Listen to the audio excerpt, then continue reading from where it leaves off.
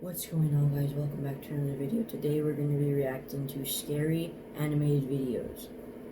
Let's go.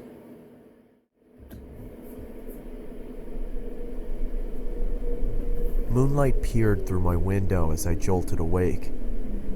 My clamorous breaths disturbed the silence of my dark room. I had just come out of a frightful dream that had me thinking it was all too real. With sweat on my brow, I sat up and grabbed my water from the nightstand and took a sip from the now warmed glass. My hands shook as I recounted my nightmare of the horn-headed man. In my dream, I was walking through my neighborhood, the streetlights flickering as I made my way down the uninhabited sidewalk.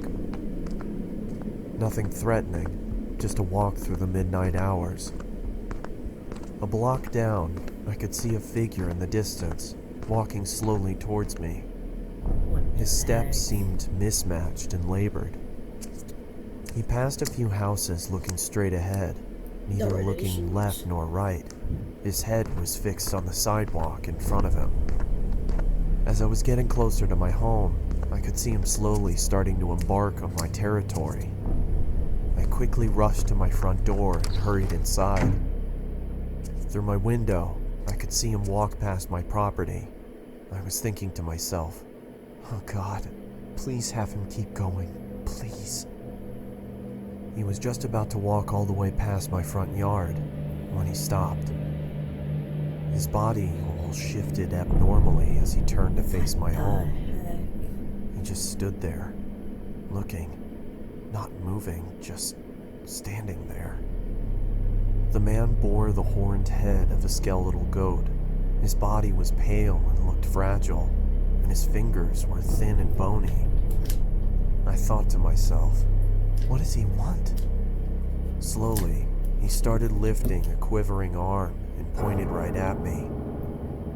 I started to backpedal into the darkness of my house, when all of a sudden he let out an inhuman screech. That's when I woke up.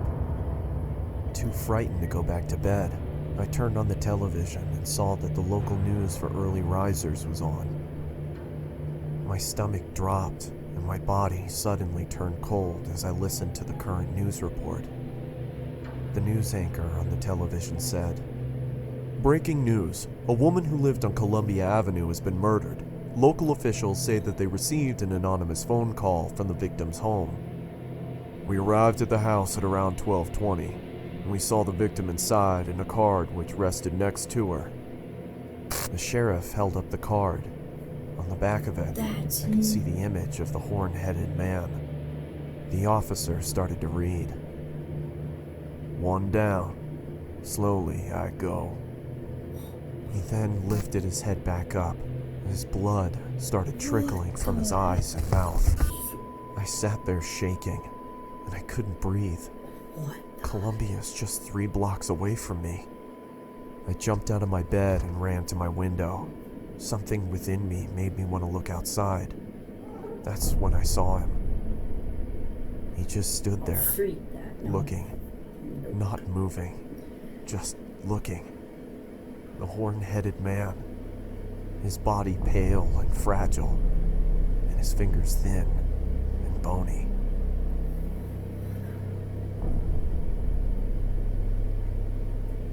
Next video.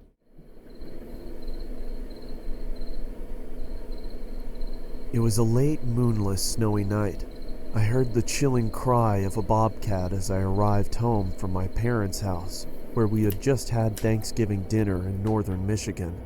Exhausted, I had finally made it to my bed when my pregnant girlfriend asked for nacho cheese munchies. Reluctantly, I laced up my boots and went to my car. Due to the cold, it took me a while to start the car, which only made me more irritated. But eventually I got it started, and I arrived at the convenience store to retrieve my girlfriend's mandated snacks. As I left the store, walking back towards my car, I saw a shadow of movement out of the corner of my eye. What looked like a person stood near the dumpster, just out of the light. I stepped towards the figure, and she looked at me with a giant, sinister smile. Her face was so weathered it looked like she had cracks all over her face. She was crouched down and appeared to be chewing on something. I looked to see what she was chewing on. To my surprise, it was a severed arm. It looked old, as if it had been rotting for weeks. I saw her glance at something in her pocket. I could see the outline of what looked like a pocket knife.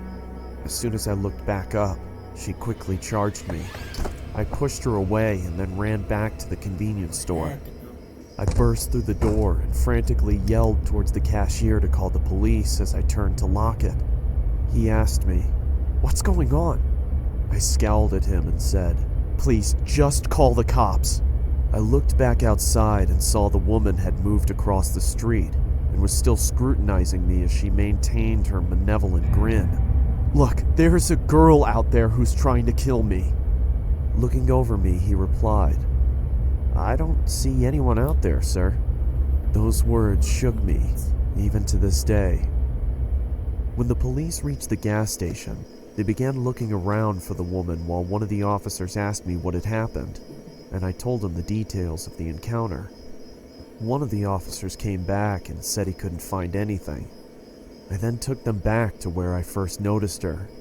We spent a few minutes intently searching, but there was no proof she was ever even there.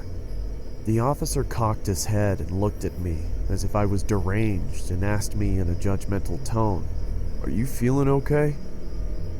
I was about to defend myself, and then I started to think.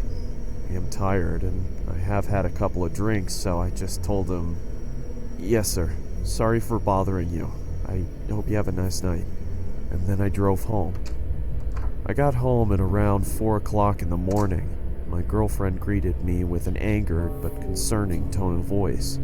She asked me, "Where were you? Are you okay?" So I told her everything that happened. Of course, she didn't believe me. That sucks. I couldn't get to sleep that night. I sat in my bed questioning my sanity, wondering if it was all even real. Am I crazy? Maybe I'm just tired. But no, that can't be it. I saw it.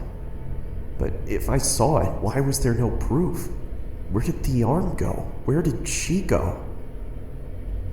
Before I knew it, it was 7 in the morning, and I had to go to work. I threw on my jacket as I was about to head to the construction site, and I put my hand in my pocket and noticed that there was a hole in it. It wasn't there the other day. I thought, what if she caught my jacket as I ran? Which further proves my suspicion that she was real. I couldn't believe it. My mind completely went wild until my girlfriend kissed me goodbye. I told my friends at work what had happened, and they didn't believe me either. They made jokes about it the entire day, but I had my bowling tournament that day, so that gave me something to look forward to.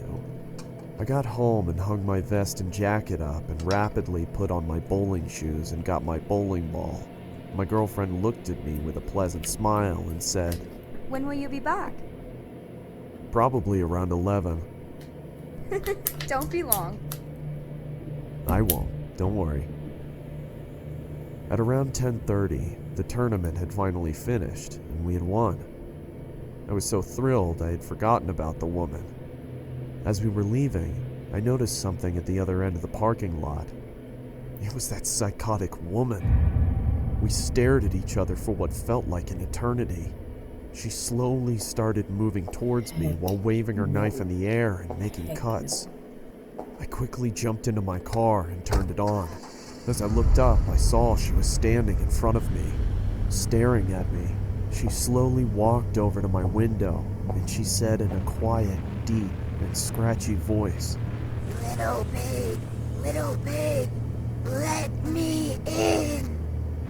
I was frozen in fear, but I snapped back to reality when she banged on the roof of my car, screaming. I quickly slammed my foot on the accelerator and didn't let off it until I couldn't see her anymore. When I arrived home, I told my girlfriend what had happened. Like last time, she didn't believe me. I really thought I was insane, but I tried to forget about it and get some sleep. Later that night, I woke up and saw her in my room. All she said was, "Let me in," over and over as she got closer. She then started shouting, Let me in, let me in, let me in! Let me in! Come on, Paul. Stop I'm just being gonna punch her in difficult. the face. Let me in! I was wondering how in the world my girlfriend hadn't heard this going on. The woman was right next to me and held up a knife to me. That's when I fainted. I woke startled in my room, dripping with sweat. Then I remembered I don't have a girlfriend, nor a house, What? or a family.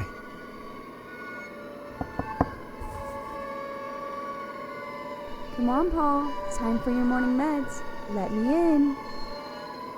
What the heck?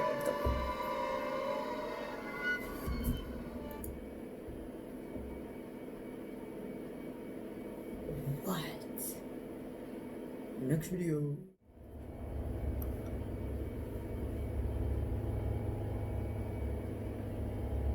This happened when I was 17 years old. I would go to the gym 3 to 4 times a week and ride the bus home. It was a Sunday and I had just missed my bus, so I had to wait longer for another one. I would have called my parents, but they were out for the evening, and taxis charged more, so I decided to sit and wait in the bus shelter. It was a cold night and snow had just started peppering the ground. My bus was taking longer than usual, so I got my phone out and listened to some music. Almost an hour had passed. It was freezing and I hadn't seen anyone at all. That was until I noticed something out of the corner of my eye. It was a creepy guy dressed in thick layers of clothing, walking slowly towards me. I knew staring at him would draw more attention, so I just focused on my phone. He sat down at the other end of the shelter and just stared at me. There was something off about him. He seemed like he was either drunk or on drugs. He then asked, "When is the bus due?" I took out my earphones and said, "I think it's delayed because of the snow." He stared at me for a while, then started mumbling to himself. He was really starting to creep me out, so I pretended to be on my phone. After a couple of minutes, I took another look. He'd moved closer to me. I looked away for a second, then heard the sound of him sliding even closer. I turned to him and said, "You okay there?" He stared at me with glossy eyes, lifted his arm and leaned towards me. Immediately, I grabbed my bag and ran as he fell to the ground. I ran down the road, trying my hardest not to look back. I kept going until I got to the next bus stop. I turned around to check to see if he was there. He was gone, so I went to sit down. Feeling relieved, I rested my head on the back of the glass and waited for the bus.